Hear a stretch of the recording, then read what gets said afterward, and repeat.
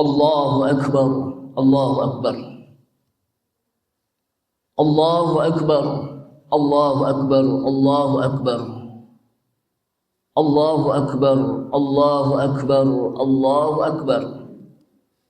La ilaha illallah wahdahu la syarika lah, lahul mulku wa lahul hamdu wa huwa ala kulli syai'in qadir. Alhamdulillah, alhamdulillah wahdah, sadaqa wa'dah wa nasara 'abdah wa a'azza jundahu wa hazamal ahzaba wahdah. Asyhadu an la ilaha illallah wahdahu la syarika lah wa la na'budu illa iyyah wa asyhadu anna Muhammadan 'abduhu wa rasuluh ballagha ar-risalah wa adda al-amanah wa nasaha al-ummah wa jahada billahi haqqa jihadih. Allahumma salli wa sallim ala nabiyyina al-karim Sayyidina Muhammad ibn Abdillah wa ala alihi wa sahbihi wa tabi'ihim wa man tabi'ahum bi ihsanin ila yaumil qiyamah. Amma ba'du fa usikum wa iyaya nafsi bi taqwallah wa ta'atihi la'allakum tuflihun. Qala Allah Ta'ala fi kitabihil karim wa huwa asdaqul qailin. Ya ayyuhalladzina amanu taqullaha haqqa tuqatih wa la tamutunna illa wa antum muslimun. Ya ayyuhalladzina amanu taqullaha wa qulu qawlan sadida yuslih lakum a'malakum wa yaghfir lakum dhunubakum wa man yuti'illaha wa rasulahu faqad faza fawzan 'azima. Wa qala Rasulullah sallallahu alaihi wasallam, fa in asdaqal hadits kitabullah ta'ala wa khairal huda huda Muhammadin sallallahu alaihi wasallam wa syarrul umuri muhdatsatuha wa kullu muhdatsatin bid'ah wa kullu bid'atin dhalalah wa kullu dhalalatin finnar. Allahu akbar, Allahu akbar, Allahu akbar, wa kullu ma siwallahi asghar. Tidak henti-hentinya kita senantiasa memanjatkan puji syukur kita pada Allah Subhanahu wa taala yang telah begitu banyak memberikan nikmat-nikmatnya kepada kita sekalian. Namun di antara nikmat yang begitu banyak, maka nikmat iman dan Islamlah yang merupakan nikmat yang utama dalam kehidupan kita. Karena nikmat inilah yang akan bisa memasukkan kita ke dalam surganya. Dan dengan nikmat iman dan Islam pula lah mudah-mudahan di akhirat kita diselamatkan oleh Allah Subhanahu wa taala dari api nerakanya. Salawat serta salam tak lupa kita sampaikan kepada Nabi kita Nabi Muhammad sallallahu alaihi wasallam beserta para keluarganya, para sahabatnya, para pengikutnya yang senantiasa istiqamah di dalam menjalankan sunnah-sunnahnya dan ajaran-ajarannya. Allahu akbar, Allahu akbar, Allahu akbar, wa kullu ma siwallahi asghar. Ma'asyiral muslimin wal muslimat rahimani Allah wa rahimakum, yang mudah-mudahan dirahmati Allah Subhanahu wa taala. Kesempatan yang mulia ini saat dimana kita sedang berhari raya Idul Fitri, kita tingkatkan ketakwaan kita kepada Allah Subhanahu wa taala. Setelah 1 bulan kita dididik oleh Ramadan sebagai ibaratnya sebagai sebuah pesantren yang membiasakan diri kita untuk senantiasa beribadah kepada Allah Subhanahu wa taala. Di siang harinya kita berpuasa dan di malam harinya kita melaksanakan salat-salat sunnah, salat tarawih, salat witir berjamaah. Kita bertadarus kepada Allah Subhanahu wa taala, membaca Al-Qur'an. Tentunya harapan kita dengan puasa yang kita lakukan menjadikan diri kita menjadi orang-orang yang bertakwa.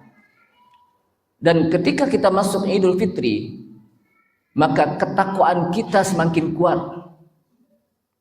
Sehingga dengan ketakwaan kita yang senantiasa kita tingkatkan, mudah-mudahan kita menjadi orang-orang yang al-faizun, orang-orang yang beruntung, yang senantiasa mendapatkan ridha Allah Subhanahu wa taala, dan pada akhirnya kita mendapatkan surga dari Allah Subhanahu wa taala. Allahu akbar, walillahil hamd. Ma'asyiral muslimin wal muslimat yang mudah-mudahan dimuliakan Allah Subhanahu wa taala. Ramadan telah melewati kita. Ramadan telah berlalu. Sekarang kita sedang berhari raya Idul Fitri. Idul Fitri akan selalu menjumpai kita, walaupun kita belum tentu untuk senantiasa menjumpai Idul Fitri. Idul Fitri menunjuki bahwa 1 bulan penuh kita dilatih oleh saum yang diwajibkan oleh Allah Subhanahu wa taala, oleh puasa. Maka menjadikan diri kita orang-orang yang bertakwa. Ramadan senantiasa aktivitas kita selalu berada di masjid. Karena umat Islam hidupnya tidak terlepas dari masjid. Ibarat ikan dengan air, maka ikan akan selalu membutuhkan air. Dan ikan akan selalu betah di air. Umat Islam ibarat umat Islam dengan masjid, maka hendaknya kegiatan kita senantiasa berada di masjid. Dan umat Islam adalah orang yang senantiasa betah di masjid. Nah, oleh karena itulah jamaah sekalian rahimakumullah, kebiasaan-kebiasaan yang kita lakukan di bulan Ramadan, yang kegiatannya itu tidak terlepas dari masjid, maka hendaklah kebiasaan ini kita lanjutkan pasca Ramadan. Jangan sampai ketika Ramadan lewat, maka masjid banyak yang ditinggalkan. Jangan sampai Ramadan lewat, maka sholat berjamaah sudah mulai ditinggalkan. Mereka lebih suka untuk sholat di masing-masing rumah. Jangan sampai ketika Ramadan lewat, maka umat Islam lupa bahwa masjid itu merupakan bagian dari kehidupan umat Islam.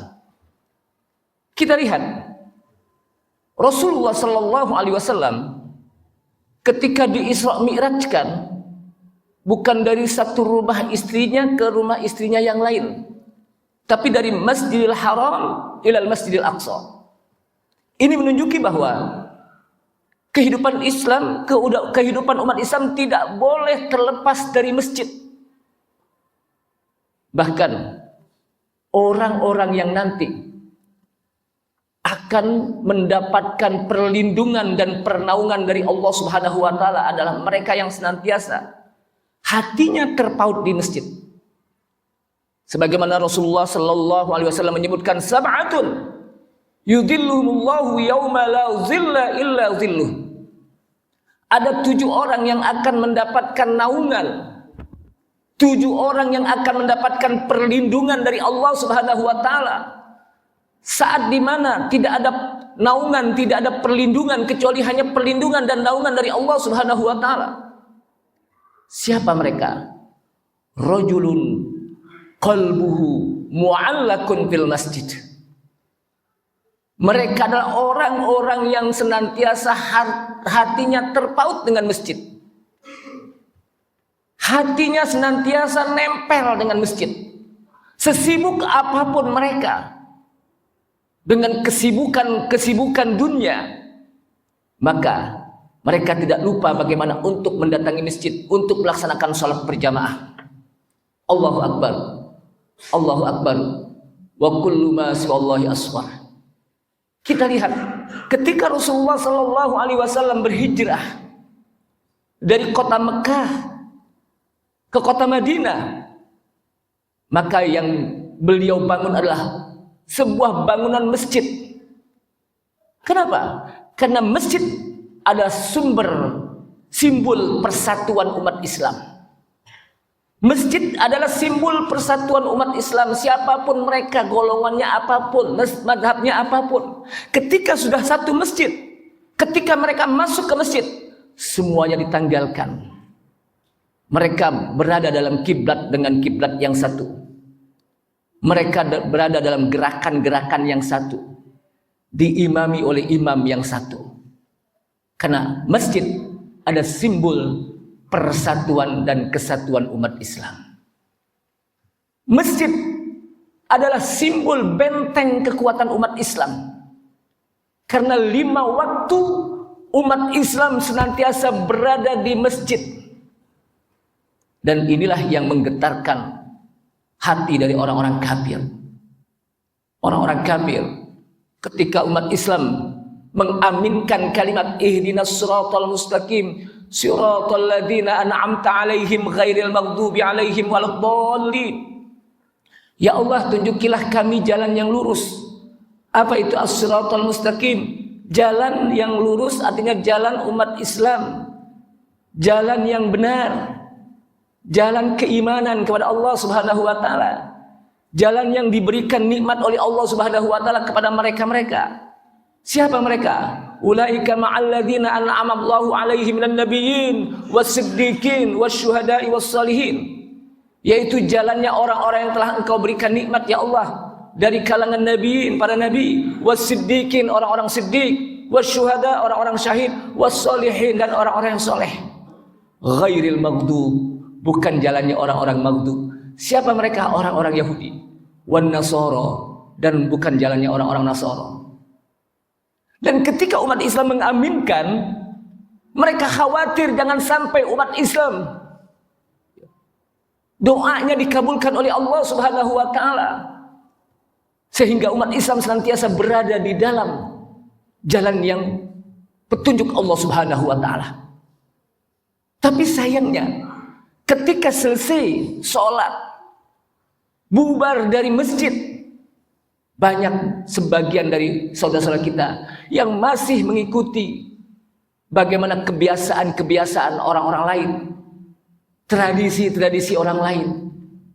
Padahal Rasulullah sallallahu alaihi wasallam mengatakan, la tattabi'unna sunanal ladzina min qablikum shibran bi shibrin wa dhira'an bi dhira'in hatta law dakhalu fi juhri dhabbin lattaba'tumuhum.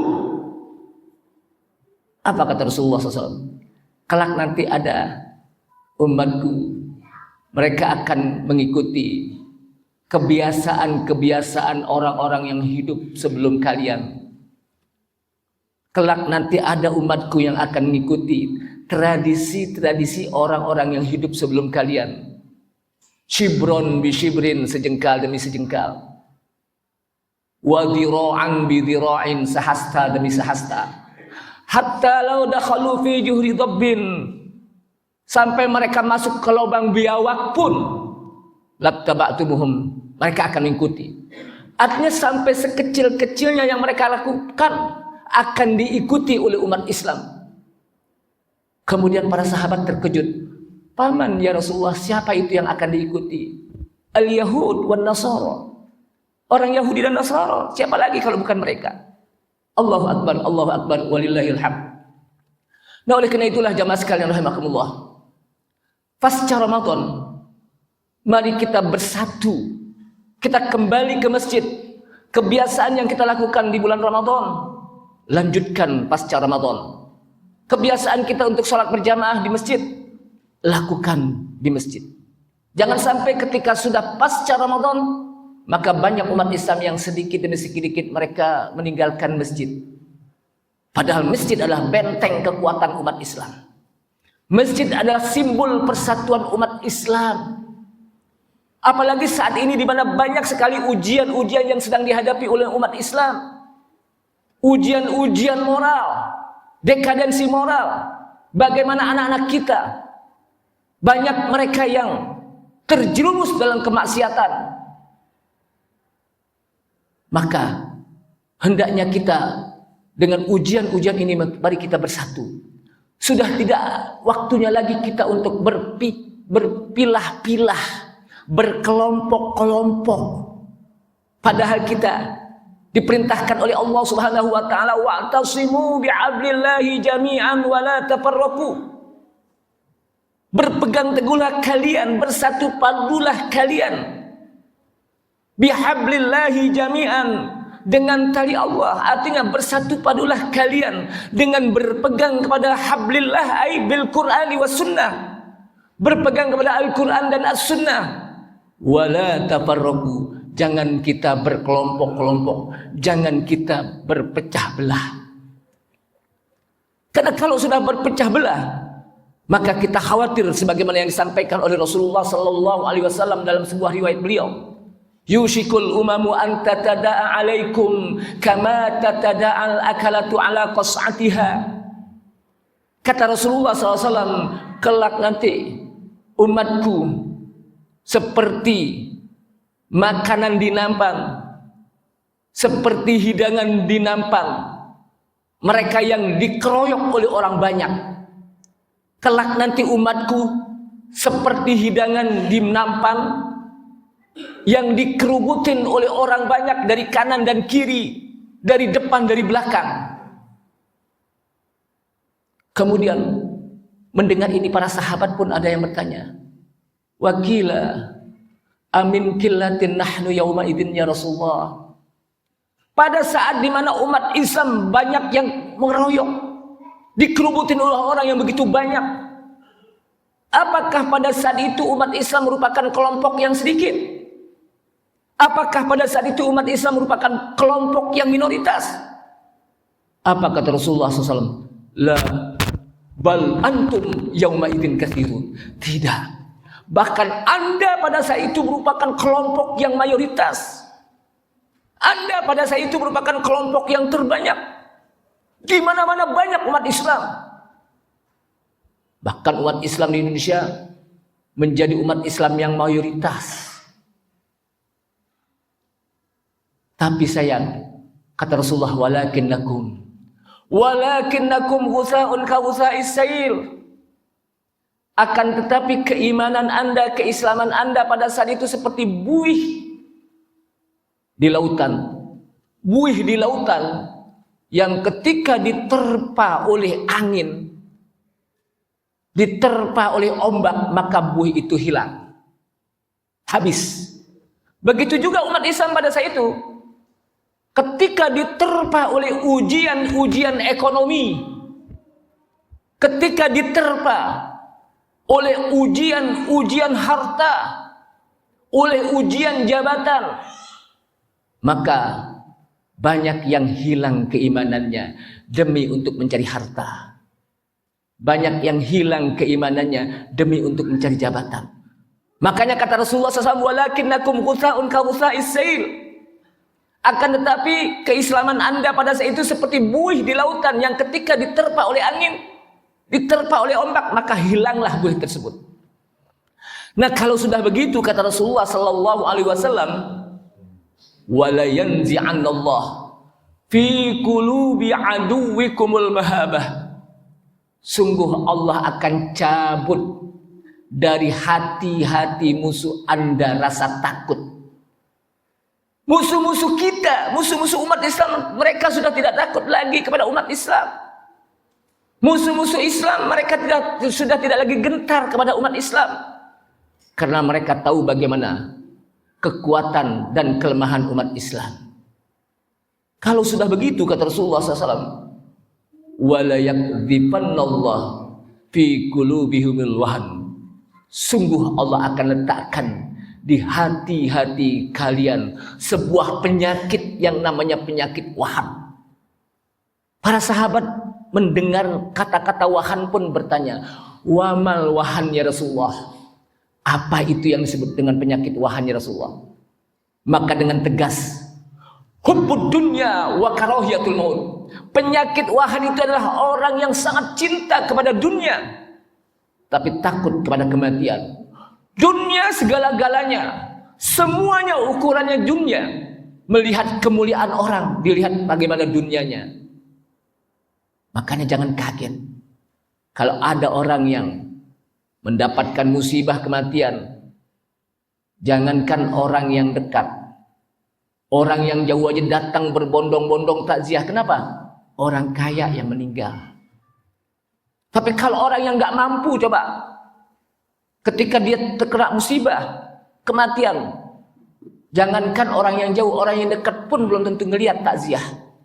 Kenapa? Bukan orang yang punya harta. Jadi semuanya serba harta yang dilihat. Maka Ramadan 1 bulan penuh melatih diri kita bagaimana kita senantiasa ingat kepada akhirat, tapi juga jangan lupa untuk kehidupan dunia. Bukankah Rasulullah Sallallahu Alaihi Wasallam sering berdoa dengan kalimat Rabbana atina fid dunya hasanah wa fil akhirati hasanah wa qina adzabannar.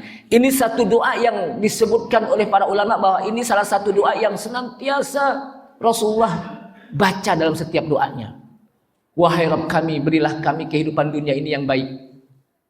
Wa fil akhirati hasanah, dan kehidupan akhirat juga yang baik. Wa qina adzabannar, dan selamatkanlah kami dari api neraka. Yang kedua, jamaah sekalian rahimakumullah, perkuatkanlah akidah.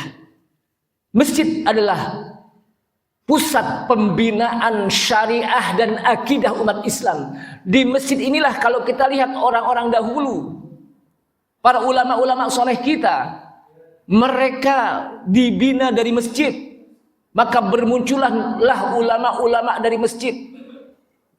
Kenapa? Karena masjid adalah benteng kekuatan akidah umat Islam.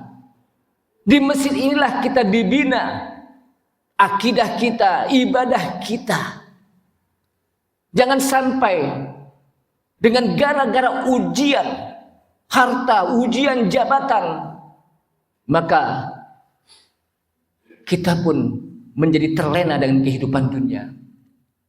Jagalah iman, karena iman akan memasukkan kita ke dalam surganya. Sampai Allah Subhanahu wa taala berpesan di dalam ayat Al-Qur'an, ya ayyuhalladzina amanu taqullaha haqqa tuqatih wa la tamutunna illa wa antum muslimun. Hai orang-orang yang beriman, bertakwalah kalian kepada Allah Subhanahu wa taala. Bukankah 1 bulan Ramadan dengan puasa kita dibentuk oleh Allah Subhanahu wa taala menjadi orang yang bertakwa. Kemudian Allah Subhanahu wa taala ingatkan, ketika kita sudah bertakwa, fala tamutunna illa wa antum muslimun.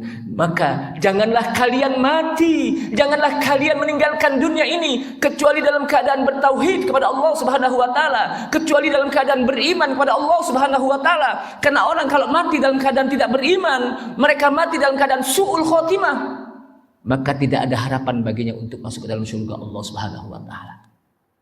Rasulullah SAW senantiasa mengingatkan doa yang diajarkan oleh Rasulullah SAW kepada kita.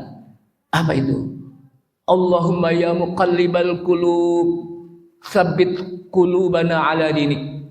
Wahai Allah yang membolak-balik hati, tetapkan hati kita, tetapkan hati kami senantiasa berada di dalam hidayahmu, berada di dalam iman.